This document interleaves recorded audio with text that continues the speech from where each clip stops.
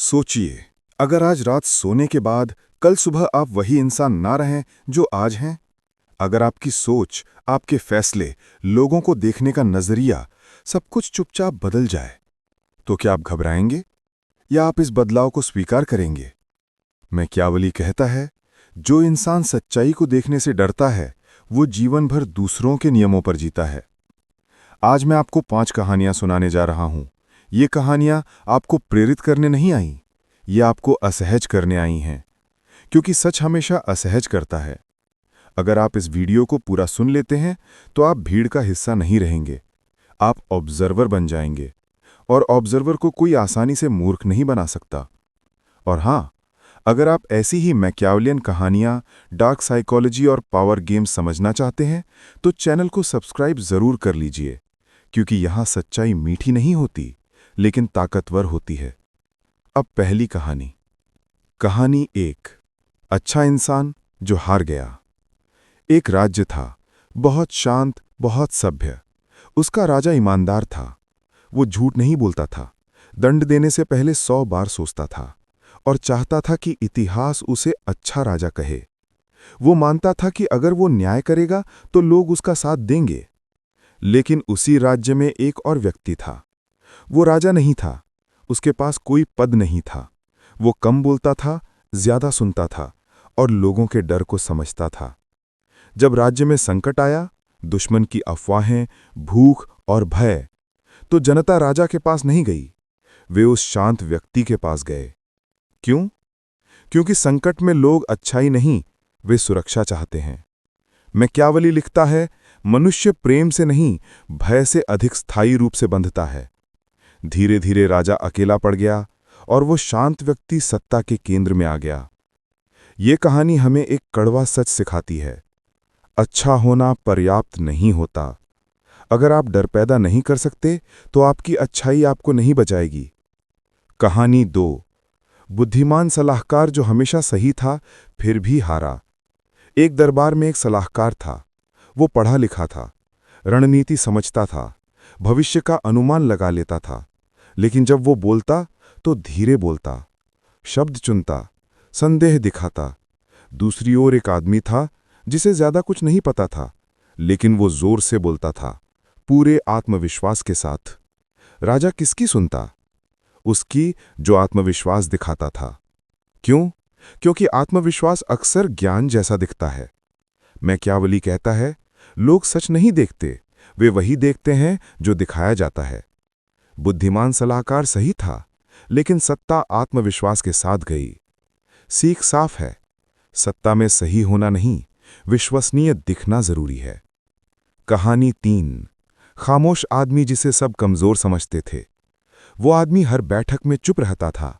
लोग उसके सामने खुलकर बोलते थे, अपने डर, अपनी योजनाएं, अपनी चालें। वे समझते थे कि ये कुछ नहीं समझता, लेकिन वो सब समझ रहा था। और जब सही समय आया, उसने एक एक करके सबको मात दी। मैकियावेली लिखता है, जो ज्यादा बोलता है वो ज्यादा उजागर होता है। इस कहानी की सीख, खामोशी कमजोरी नहीं, सबसे उन्नत हथियार हो सकती है। कहानी 4। सबको खुश रखने वाला नेता। एक नेता था जो टकराव से डरता था। हर निर्णय से पहले पूछता, लोग क्या कहेंगे। वो कभी कठोर नहीं हुआ, कभी स्पष्ट नहीं हुआ। लोगों ने उसकी इज्जत खो दी। दूसरी ओर एक व्यक्ति था जो साफ था, उसके नियम स्पष्ट थे। लोग उससे डरते थे, लेकिन उसका सम्मान करते थे। कुछ समय बाद पहला नेता अकेला रह गया, दूसरा सत्ता में था। मैकियावेली कहता है, जो सबका मित्र बनने की कोशिश करता है, वो अंत में किसी का नहीं रहता। कहानी 5। मौका जिसने इंतजार किया और जिसने छीन लिया। 2 लोग थे, एक बहुत समझदार, दूसरा औसत। मौका आया। समझदार ने सोचा, अभी नहीं, रिस्क है। औसत ने सोचा, या तो अभी या कभी नहीं। वही आगे बढ़ा, वही सत्ता में पहुंचा। मैकियावेली का सबसे खतरनाक नियम, सत्ता उन्हें मिलती है जो अवसर को पकड़ते हैं, उन्हें नहीं जो उसे समझते हैं। अंतिम मैकियावेलियन सत्य। इन 5 कहानियों का एक ही संदेश है, दुनिया नैतिकता से नहीं चलती, दुनिया मानव स्वभाव से चलती है। अगर आप इसे समझ गए तो आप खिलाड़ी बनेंगे, अगर नहीं तो आप मोहरे रहेंगे। और यही वजह है कि मैकियावेली आज भी खतरनाक है। अगर ये वीडियो आपकी सोच को थोड़ा भी बदल पाया हो तो चैनल को सब्सक्राइब करें, क्योंकि आगे की कहानियां आपको वो बना देंगी जिससे लोग बिना वजह भी सतर्क रहते हैं। अगर आपने पहली 5 कहानियां ध्यान से सुनी हैं, तो अब आपके दिमाग में एक अजीब सा सवाल उठ रहा होगा। अगर दुनिया इतनी क्रूर है, तो फिर नैतिकता का क्या अर्थ है? मैकियावेली इस सवाल से डरता नहीं था, वो इसे स्वीकार करता है। वो कहता है कि नैतिकता सत्ता के लिए नहीं बनी, सत्ता नैतिकता को अपने हिसाब से मोड़ती है।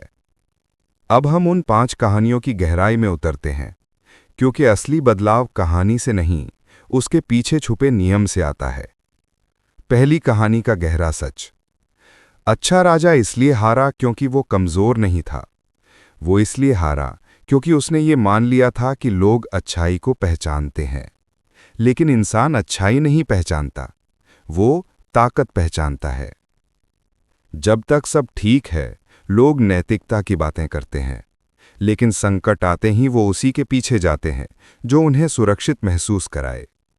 मैकियावेली लिखता है कि लोग तब तक वफादार रहते हैं जब तक उन्हें डर न लगे। डर आते ही वफादारी बदल जाती है। इसलिए सत्ता में वही टिकता है जो लोगों को ये एहसास दिला सके कि अगर मैं नहीं रहा तो हालात और बुरे होंगे। दूसरी कहानी का मनोवैज्ञानिक नियम। बुद्धिमान सलाहकार इसलिए हारा क्योंकि वो गलत था। वो इसलिए हारा क्योंकि उसने अपनी बुद्धि को हथियार नहीं बनाया। ज्ञान तब तक बेकार है जब तक वो प्रभाव न पैदा करे। लोग सच्चाई नहीं सुनते, वे विश्वास करने लायक आवाज सुनते हैं। मैकियावेली कहता है कि दिखावा अक्सर वास्तविकता से अधिक शक्तिशाली होता है।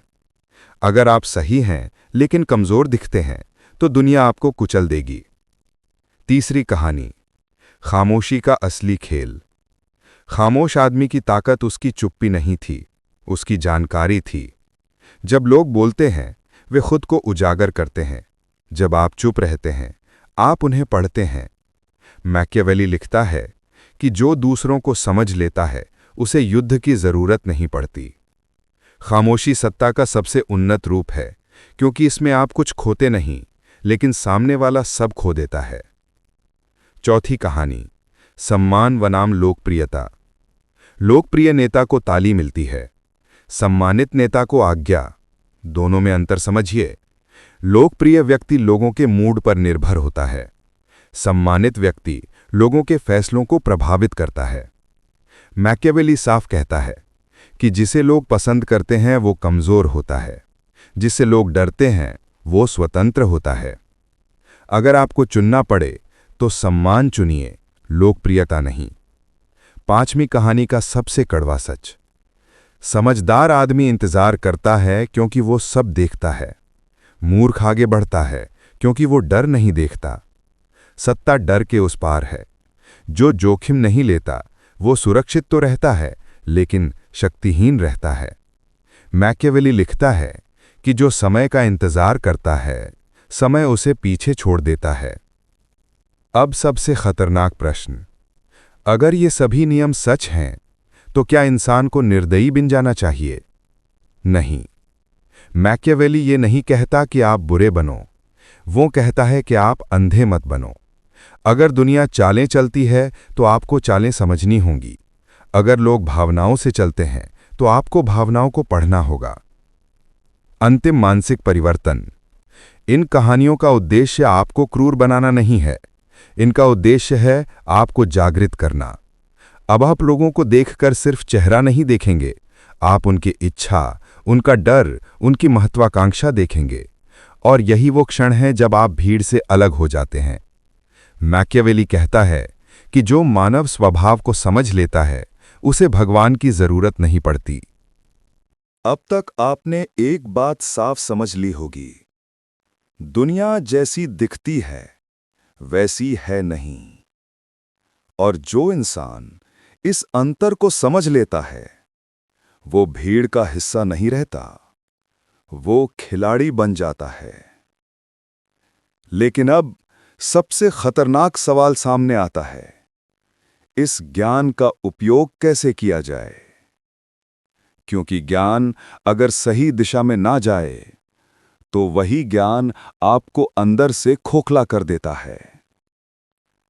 मैकियावेली यही चेतावनी देता है कि शक्ति समझने वाले बहुत होते हैं, लेकिन उसे संभालने वाले बहुत कम। अब हम उस स्तर पर आ चुके हैं जहां कहानियां खत्म होती हैं और रूपांतरण शुरू होता है। पहला नियम, अपनी अच्छाई को सार्वजनिक मत बनाओ। सबसे बड़ी गलती जो बुद्धिमान लोग करते हैं, वे अपनी अच्छाई दिखाने लगते हैं। वे चाहते हैं कि लोग जानें कि वे ईमानदार हैं, न्यायप्रिय हैं, साफ हैं। मैकियावेली कहता है कि जो अपनी अच्छाई दिखाता है, वो दूसरों को ये सिखा देता है कि उसका शोषण कैसे करना है। अच्छाई को अंदर रखो, बाहर सिर्फ क्षमता दिखाओ। लोग आपकी अच्छाई से नहीं डरेंगे, वे आपकी क्षमता से डरेंगे। दूसरा नियम, अपनी सीमाएं कभी स्पष्ट मत करो। जो इंसान साफ साफ बता देता है कि वो कहां तक जा सकता है, वो पहले ही हार जाता है। लोग तभी सतर्क रहते हैं जब उन्हें आपकी सीमा पता ना हो। मैकियावेली लिखता है कि अनिश्चितता भय को जन्म देती है। आप शांत रहिए, कम प्रतिक्रिया दीजिए और कभी ये मत बताइए कि किस बिंदु पर आप बदल जाएंगे। यही साइलेंट पावर है। तीसरा नियम, लोगों को आपकी जरूरत महसूस होनी चाहिए। सत्ता मांगने से नहीं मिलती। सत्ता तब मिलती है जब लोग आपके बिना असहज महसूस करने लगते हैं। आपका काम ये नहीं है कि आप सबके दोस्त बने।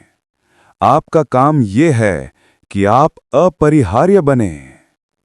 मैकियावेली कहता है कि जिसकी आवश्यकता होती है वही नियंत्रित करता है।